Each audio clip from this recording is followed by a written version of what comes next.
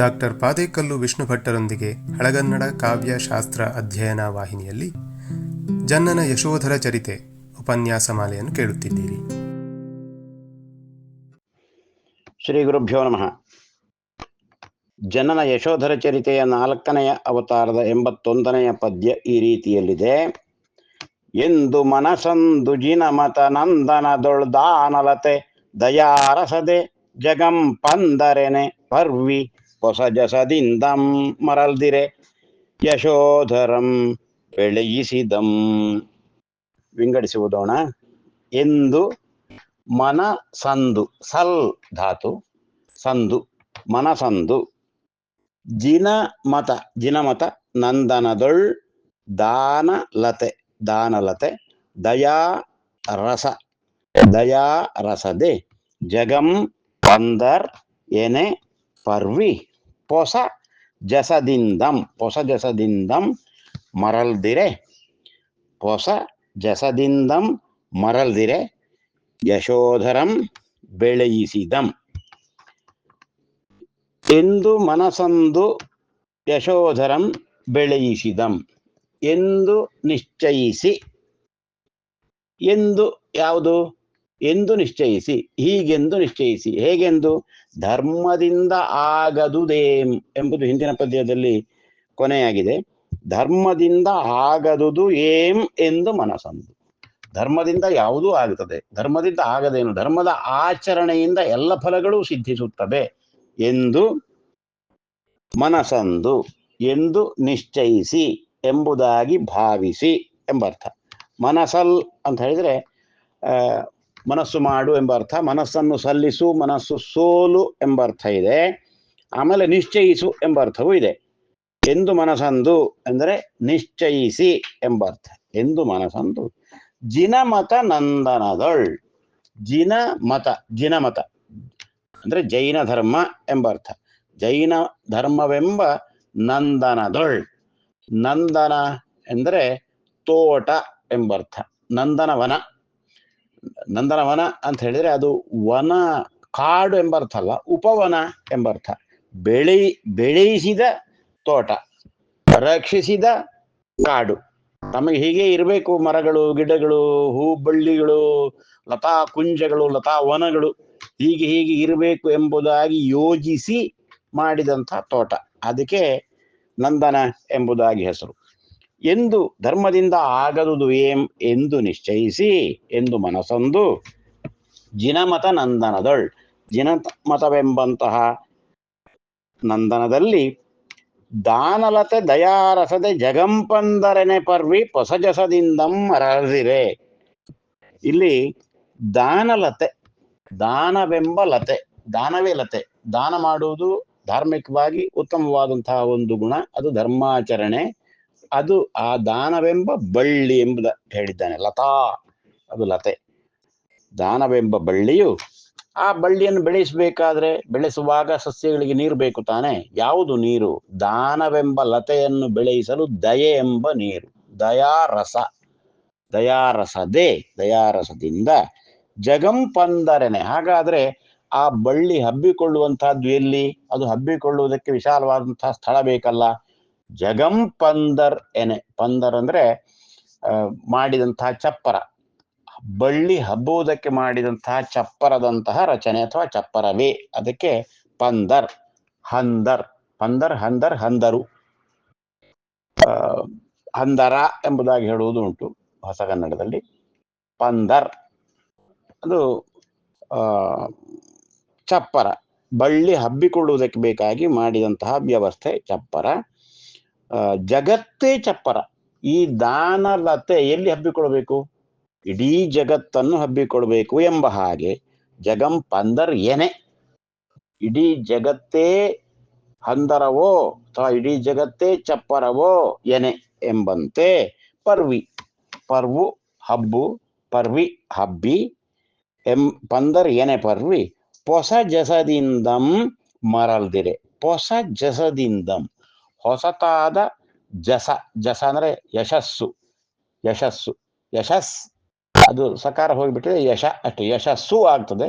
ಹಾಗೆ ಯಶ ಎಂಬುದಾಗಿ ಆಗ್ತದೆ. ಈಗ ಮನಸ್ ಎಂಬುದು ಮನಸ್ಸು ಎಂಬುದಾಗಿಯೂ ಆಗ್ತದೆ, ಮನ ಎಂಬುದಾಗಿಯೂ ಆಗ್ತದೆ.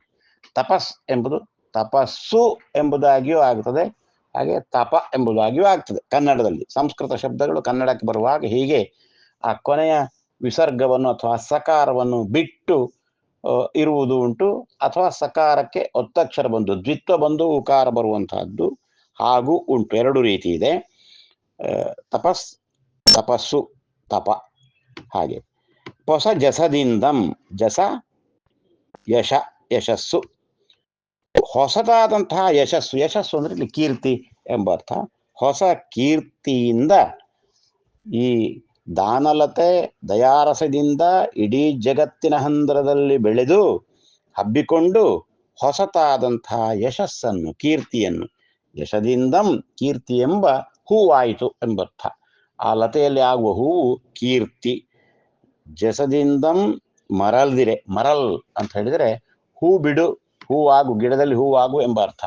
ಅದು ಮರಲ್ ಎಂಬುದಾಗಿಯೂ ಇದೆ, ಮಲರ್ ಎಂಬುದಾಗಿಯೂ ಇದೆ. ಮಲರ್ ಅಂದ್ರೂ ಹೂವು, ಮರಲ್ ಅಂದ್ರೂ ಹೂವು ಎಂಬ ಅರ್ಥ ಇದೆ. ಅಲ್ಲಿ ಒಂದು ವ್ಯಂಜನ ಆಚೆ ಈಚೆ ಆಗಿದೆ, ಅಕ್ಷರ ವಿನ್ಯಾಸ ವ್ಯತ್ಯಾಸವಾಗಿದೆ, ಹಾಗಾಗುವುದುಂಟು.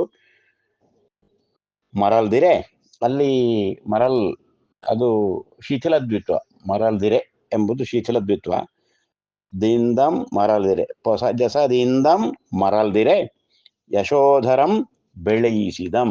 ಯಶೋಧರ ಆ ದಾನಲತೆಯನ್ನು ಇನ್ನಷ್ಟು ಬೆಳೆಯಿಸಿದಂ. ಬೆಳೆ ಎಂಬುದಕ್ಕೆ ಇಸು ಪ್ರತ್ಯಯ ಸೇರಿಸಿದಾಗ ಬೆಳೆಯಿಸು ಎಂಬ ರೂಪ ಬರ್ತದೆ.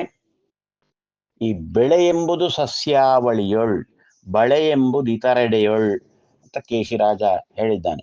ಸಸ್ಯಾವಳಿಯ ಸಂದರ್ಭದಲ್ಲಿ ಅದು ಬೆಳೆಯಿತು, ಬೆಳೆಯಿಸಿದನು, ಈ ರೀತಿಯಲ್ಲಿ ಪ್ರಯೋಗ ಮಾಡಬಹುದು.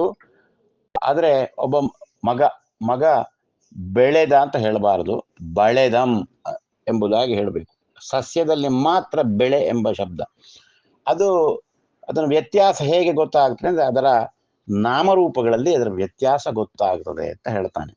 ಬೆಳೆಯಿಸು, ಬೆಳೆಸು, ಬೆಳಸು ಅಂದ್ರೆ ಅಲ್ಲಿ ಬಂದಂತಹ ಬೆಳೆ ಅಥವಾ ಫಲ ಏನು ಬರ್ತದೋ ಅದು ಬೆಳಸು. ಹಾಗೆ ಬಳೆ ಎಂಬುದರ ನಾಮರೂಪ ಬಳವಿ. ತನುಜನ ಬಳವಿಯನೆ ನೋಡಿ ಜನಕಂ ನಲಿದಂ ಎಂಬ ಒಂದು ಉದಾಹರಣೆಯ ವಾಕ್ಯವನ್ನು ಕೊಟ್ಟಿದ್ದಾನೆ. ಬಳವಿ, ಬಳವಿ ಅಂದ್ರೆ ನಾವಿವತ್ತು ಬೆಳವಣಿಗೆ ಎಂಬುದಾಗಿ ಹೇಳ್ತೇವೆ. ನಾವು ಇವತ್ತು ಬೆಳೆ ಮತ್ತೆ ಬಳೆ ಇದರಲ್ಲಿ ವ್ಯತ್ಯಾಸವನ್ನು ಮಾಡ್ತಾ ಇಲ್ಲ ಹೊಸಗನ್ನಡದಲ್ಲಿ. ಆದರೂ ಕೆಲವು ಲೇಖಕರು ತನಯನು ಬಳೆದನು, ಮಗನು ಬಳೆದನು, ನಾನು ಬೆಳೆದು ಬಂದೆ, ಈ ರೀತಿ ಉಪಯೋಗಿಸುವಂತಹದ್ದು ಉಂಟು. ಇದು ಶುದ್ಧ ರೂಪ. ನಾವು ಇವತ್ತು ಸಾಮಾನ್ಯವಾಗಿ ಅದರ ವ್ಯತ್ಯಾಸವನ್ನು ಬಿಟ್ಬಿಟ್ಟಿದ್ದೇವೆ. ಆದರೆ ಕೇಶಿರಾಜ ಅದನ್ನು ಸ್ಪಷ್ಟವಾಗಿ ಹೇಳಿದ್ದಾನೆ. ಪ್ರಾಯಶಃ ಅವನ ಕಾಲದಲ್ಲಿಯೂ ಈ ರೀತಿ ಅಷ್ಟಿಷ್ಟು ವ್ಯತ್ಯಾಸ ರೂಪದಲ್ಲಿ ಅದನ್ನು ಬಳಸುವವರು ಇದ್ರೋ ಏನೋ ಗೊತ್ತಿಲ್ಲ. ಅಂತೂ ಹೊಸ ಕಾಲದಲ್ಲಿ ಅದು ವ್ಯತ್ಯಾಸವಾಗಿದೆ. ಅದಕ್ಕೆ ಬೆಳೆ ಎಂಬುದಕ್ಕೆ ಈಸು ಪ್ರತ್ಯಯವನ್ನು ಸೇರಿಸಿದಾಗ ಬೆಳೆ ಈಸು ಆಗ್ತದೆ. ಹಾಗೆ ಬಳೆ ಎಂಬುದಕ್ಕೂ ಇಸು ಪ್ರತ್ಯಯಿಸಿದ್ರೆ ಬಳೆ ಈಸು ಎಂಬುದಾಗಿ ಆಗ್ತದೆ. ಈಗ ಬೆಳೆಸು, ಬೆಳೆಸಿದನು, ಇದು ಹೊಸ ಕನ್ನಡದಲ್ಲಿ ನೋಡುವುದಾದ್ರೆ ಬೆಳೆ ಈಸು ಎಂಬವರ ಸಂಖ್ಯೆ ತುಂಬಾ ಕಡಿಮೆ. ಬರೆಯುವಾಗಲೂ ಹಾಗೆ ಬೆಳೆಯಿಸಿದನು ಇಲ್ಲ, ಬೆಳೆಸಿದನು ಎಂಬುದಾಗಿ ಹೇಳುವಂತಹದ್ದುಂಟು.